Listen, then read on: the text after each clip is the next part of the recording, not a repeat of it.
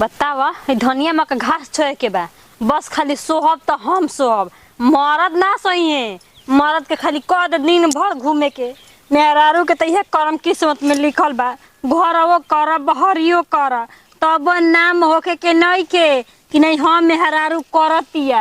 हैं। बतावा एक घास हम अकेले कितना घास सोई कितना घास सोते सोते आदमी के मौत हो जाता है। हम ना जाने की कर्म किस्मत में ही लिखाई ना ना ना तो हम गवनवे ना कर रहती हे भगवान कौन किस्मत में लिख देला कहाँ ले किस्मत में लिख देला हमारे संकुल जौन की कब नैयर में देखे के ना का जी का करता नहीं सोहता नहीं और का करता नहीं रवला के तो बटले का दिन भर खाली घूम और लड़की पटाओ अब ताश खेला बस जिमा काम कौन रहता है तो काम रहता एगो और भैया बानी बस हो गई और कुछ कहा और कुछ कहीं तो कहीं के ऊपर नीचे उलट के फूल कर देही तो अब सोहत और हम सिवान में घास लेके गई ओ सिवान में घास लेके गई जनता की मार पहाड़ लेके चल गई नहीं अबे तो घर ले खाना बना के माल धो के ना आवत नहीं भैंस पर उनके घर में लेना पता ही के आवत वो करे भर के ना बड़ा ना घुमावा मतलब हम ही छिन रहा खाली घुमावत नहीं तो बोलबू तब ना करी हन बोलबू तब करे के बता उनके लाठी लेके मारी मारला के बात कहतनी बताई ना और रहुआ तो बानी तू हेला के बानी उ बाना तो हेला के बानी ना बड़ छोट के बोल सकता ना छोट बड़ के बोल सकता केन केने निकलल बिया ई जरूर कोनो को घरे गोल हुई जा जा बैठत रहते ओकर सिखावे के परेबली ने दुगो सिल्फर की रस घोर के आ तनी गर्मी घामा में लेने पियो जी तनी दिमाग ठंडा हो जाई। चलो घर में हमके खाना था काम के कोतना ही नहीं चलो सब जाओ। हां हमारा ने ना बहरी चले बने वाला बा ना घर में चले बने वाला बा ठीक ना हमर तो करले किस्मत में लिखा गइल बा 11 बज गइल बा सब तब भूख लागल त कार के खाना सकत रहनी हां एगो तू बालू एगो हम बानी त मतलब कुल जी में हमरे नाम लिखल बा ना केकर जिम्मा लिखल हां रउआ नहीं कर सकत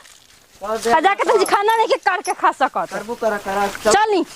तो पता ना कहां गोल बिया खाना तो भूख लागल है चलते त बानी जी कहां हाय भाई का रे का जी कहां गुरली ह कहां गोरनी ह हां रउआ के देखे गोरनी और कहां गोरनी ह हमार त जी में मार दम नकिया फूट दे उल्टा सीधा बोले लू देखा तला काम के काम जा करत रहली ह का करत ले केना घर गोरली ह झूठ बोल देना तो देख लेही घरे तना गिरले बाकी जाके धनिया में का घास निकालते नहीं और का करत रहनी है ए हाथ और धनिया पागल बा तब धनिया में घास निकली तारा मने आदमी अने त तू तला मार के गुल बली हम कहले भाई आ गए छिटले बनी हिंग मार दम ना आज के बच्चल गुलू त अरे जवान छिटले बनी जवान छिटले बनी हिंग कहतनी जान चल इधर दुगो सिल्फर ले चला रस बनावे के बा ए कांचे सिर फल कांच ना पाकल टन टन करता तो टन टन करते तो पक गइल हां जाके खुद घर केसो बाबा बल्ली ने धर कूदे घोर के जाके खा बना बना बना तन घाम हम लागल बा कहां करनी है घोड़ा ढकले चल धर आवत ने खचे खचे चल धर उल्टा सीधा ना बोलनी हमेशा मरद के घोड़ा सर दे ना मरद मेहरा के आरती दिखाए चला जा बा खोल ताला चाबी भी लेके संगे जतनी ना कि मैं चाबी रख दी खोल दी का का टंग दी क्यों तो खोल के फट ढुक जा ए चोर ना आवतन सतार घरवा में कोनो ठीक बाटे चला खोला एकदम मेहरारू से जीव जिया गुल हमारा ना बस जीव जिया गुल बता दे भाई ना वे फेंक दे कपड़ा पर फोड़ दे मार के अब ये बकिए बा अब मार लो आ जाए क्या हां अब मार लो एक टनक दे धारा दे ए घोड़ा सर दे बुझाते नहीं खे